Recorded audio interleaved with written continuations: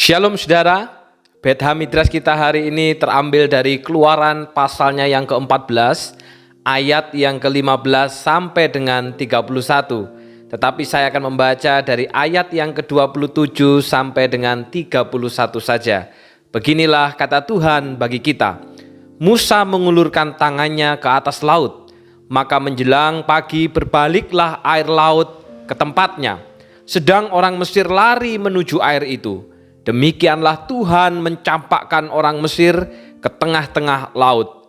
Berbaliklah segala air itu, lalu menutupi kereta dan orang berkuda dari seluruh pasukan Firaun yang telah menyusul orang Israel itu ke laut. Seorang pun tidak ada yang tinggal dari mereka. Tetapi orang Israel berjalan di tempat kering di tengah-tengah laut, sedang di kiri dan kanan mereka air itu sebagai tembok bagi mereka. Demikianlah pada hari itu Tuhan menyelamatkan orang Israel dari tangan orang Mesir, dan orang Israel melihat orang Mesir mati terhantar di pantai laut. Ketika dilihat oleh orang Israel betapa besarnya perbuatan yang dilakukan Tuhan terhadap orang Mesir, maka takutlah bangsa itu kepada Tuhan, dan mereka percaya kepada Tuhan dan kepada Musa hambanya itu. Saudara, pernahkah kita merasa bahwa Tuhan terlambat menolong pada saat kita berada dalam situasi yang krisis maupun kritis? Mungkin saat itu kita bertanya-tanya, saudara, apakah Tuhan sudah tidak sanggup menolong kita? Atau barangkali Tuhan sudah tidak peduli lagi dengan kita? Saudara, minggu kemarin kita sudah diajar oleh firman Tuhan bahwa ketika Tuhan seolah terlambat atau menunda untuk memberi pertolongan, tujuannya adalah untuk menguji dan menunjukkan apakah saya dan saudara termasuk orang yang tidak percaya, termasuk orang yang percaya tetapi setengah hati, atau kita benar-benar adalah orang yang percaya sepenuh hati. Firman Tuhan dalam Keluaran 13 ayat 17 katakan, setelah Firaun membiarkan bangsa itu pergi, Allah tidak menuntun mereka melalui jalan ke negeri orang Filistin, walaupun jalan ini paling dekat. Saudara, terkadang persoalan yang kita alami itu ada dalam rancangan Allah yang tujuannya untuk menguji kualitas percaya kita. Ada jalan yang lebih dekat, ada jalan yang lebih mudah, yaitu lewat negeri orang Filistin. Namun ternyata Allah justru membawa umat melalui jalan yang lain. Dan jalan itu membawa mereka dalam situasi yang sulit dan terjepit. Bagaimana tidak? Di depan laut Teberau yang tak mungkin terseberangi. Dan tentunya tidak ada kapal feri yang dapat menyeberangkan mereka. Demikian juga saudara, sebelah kanan dan sebelah kiri bukit yang tinggi. Belum lagi dari belakang Firaun bersama dengan pasukan terbaiknya, 600 kereta kuda yang terpilih, sudah sangat dekat. Saudara, tapi ini jalan Tuhan, ini caranya Tuhan. Di depan persoalan, kanan persoalan, kiri persoalan, belakang persoalan. Manusia melihatnya kehancuran, namun Allah justru melihatnya sebagai sekolah kehidupan untuk menaikkan kualitas iman. Maka pertanyaannya saudara, apakah umat pada masa itu percaya kepada jalan dan caranya Allah menuntun mereka? Walaupun nampaknya dalam pandangan manusia itu kehancuran. Dalam pandangan manusia berada dalam situasi yang sulit dan terjepit. Apakah mereka percaya? Jawabannya adalah tidak. Dalam Keluaran 14 ayat 11 firman Tuhan katakan, apakah karena tidak ada kuburan di Mesir, maka engkau membawa kami untuk mati di padang gurun ini? Apakah yang kau perbuat ini terhadap kami dengan membawa kami keluar dari Mesir? Saudara, ini respon dari umat yang percaya namun setengah hati.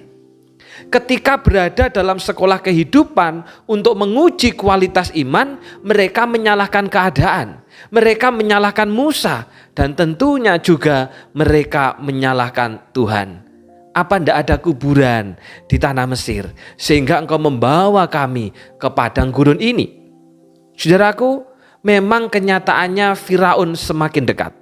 Sementara belum ada tindakan sama sekali baik dari Musa maupun dari Tuhan. Namun saudara, justru pada saat itu Tuhan sedang mempersiapkan untuk menyatakan kedaulatannya.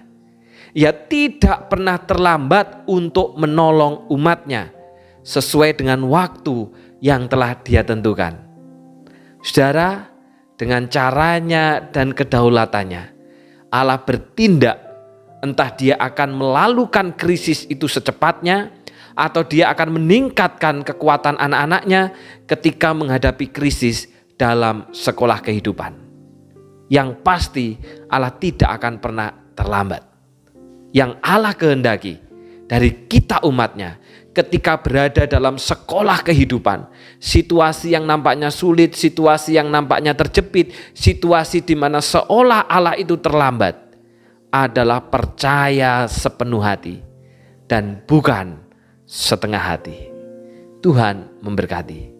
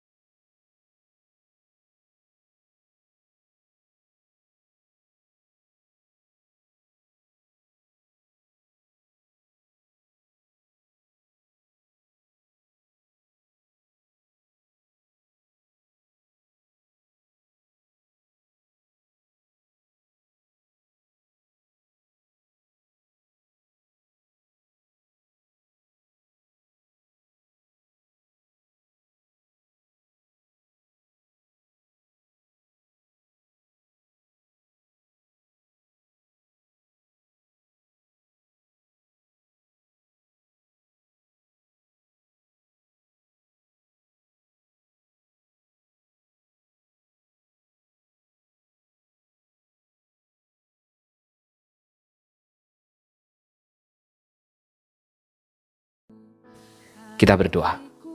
Bapa di surga, terima kasih Tuhan.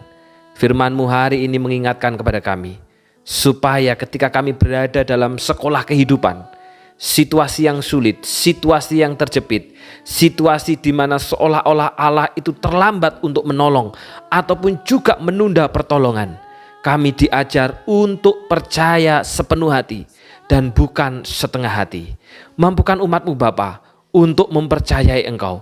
Terlebih Tuhan, di dalam situasi saat ini di mana kasus Omikron mulai menyebar dengan sangat cepat, kiranya Engkau juga memberikan iman bagi kami dan juga Engkau juga memberikan hikmat bagi kami, supaya kami tetap menerapkan protokol kesehatan dimanapun berada dan kapanpun berada, bukan hanya untuk menjaga diri kami, tetapi juga untuk menjaga sesama kami. Secara khusus Bapa, hamba-Mu berdoa untuk ketiga saudara kami yang tepat hari ini berulang tahun, bertambah usia di dalam kemurahan Tuhan. Berdoa untuk Cenoni yang tepat pada hari ini berulang tahun. Kiranya Tuhan tolong pelayanannya sebagai penatua. Oh Bapa, biarlah pekerjaan ini adalah pekerjaan yang indah. Segala kesulitan yang dialami, biarlah itu meneguhkan hatinya untuk makin mencintai Tuhan sepenuh hati. Demikian juga dalam pekerjaan, dalam kehidupan keluarga, bahkan juga masa depan dari anak-anak, baik itu Axel Jeremy ataupun juga Lauren. Tuhan tolong mereka supaya menjadi seorang anak yang menyenangkan hati Tuhan dan juga menyenangkan hati orang tua. Demikian juga ya Bapak untuk suami Ko Andi, Engkau juga berkati dalam pergumulan, biarlah terus berjalan dan terikat dengan perjanjian. Sementara juga dengan Ibu Yunike Sulistiawati juga Tuhan tolong satukan keluarga ini dan biarlah berkat rohani yang dari sorga menyertainya. Demikian juga hamba-Mu berdoa untuk Ibu Endang Bapa, Tuhan juga tolong, Tuhan sertai, baik itu dalam kehidupan keluarga, dalam mendidik anak-anak, dalam pertumbuhan kerohaniannya, dalam pekerjaannya bersama dengan Bapak Vega. Oh Bapa, biarlah berkat rohani itu terus melimpah-limpah oleh karena pemahaman yang dalam akan firman Tuhan. Dan terlebih juga untuk kedua putrinya, baik itu Caca maupun juga Valisa, biarlah keduanya menjadi seorang anak yang mencintai Tuhan dan mencintai orang tua. Demikian juga hamba-Mu berdoa untuk saudara kami Ican, kiranya juga Tuhan tolong jadikan Ican sebagai pribadi yang hidupnya, pikirannya, perkataannya dan keputusannya semua dipimpin oleh Tuhan sendiri dan oleh firman-Mu. Kehidupan keluarga muda bersama dengan Hilda, juga bersama dengan Enet, Tuhan tolong supaya benar-benar dapat menghadirkan Kristus di tengah-tengah keluarga. Pekerjaannya, kesehatannya hamba-Mu bawa ke dalam tangan-Mu. Seluruh jemaat yang sudah belajar setia bersaat teduh, biarlah kami makin percaya sepenuh hati dan bukan setengah hati. Dalam nama Tuhan Yesus kami sudah berdoa. Amin. Selamat ulang tahun untuk Ibu Feriantina atau Cenoni, dan juga untuk Ibu Endang, dan juga untuk Saudara Ican.